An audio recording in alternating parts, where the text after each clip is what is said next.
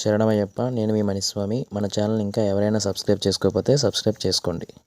మా గ్రామంలో జరిగిన సహస్ర దీపోత్సవాన్ని మీకు చూపించబోతున్నాం. ఇప్పుడు సహస్ర అనగా 1000 దీపాలతో ఆ మహాశివుణ్ణి ఆరాధించడం మీ అందరికి ఇప్పుడు చూపించబోతున్నాం. స్వామియే శరణమయ్యప్ప.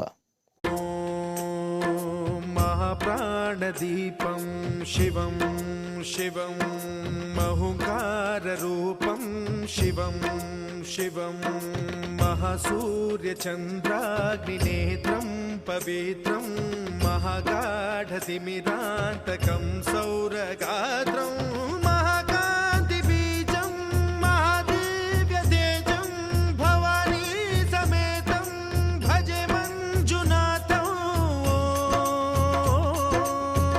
ఓం నమః శంకరాయ చ మయస్కరాయ చ నమః శివాయ చ శివతరాయ చ భవహరాయ చ మహాప్రాణదీపం శివం శివం భజే మంజునాథం శివం శివం అద్వైత భాస్కరం అర్ధనారీశ్వరం త్రిదశ హృదయంగమం చతురుదధి సంగమం పంచభూతాత్మకం షట్శత్రునాశకం సప్తస్వరేశ్వరం అష్టసిద్ధీశ్వరం నవరస మనోహరం దశ దిశాసు విమలం మేకాదశోజ్వలం మేకనాథేశ్వరం ప్రస్తుతివ శంకరం ప్రణత జన కింకరం దుర్జన భయంకరం సజ్జన శుభంకరం ప్రాణిభవతారకం ప్రకృతి హితకారకం భువన భవ్య భవనాయకం భాగ్యాత్మకం రక్షకం ఈశం సురేశం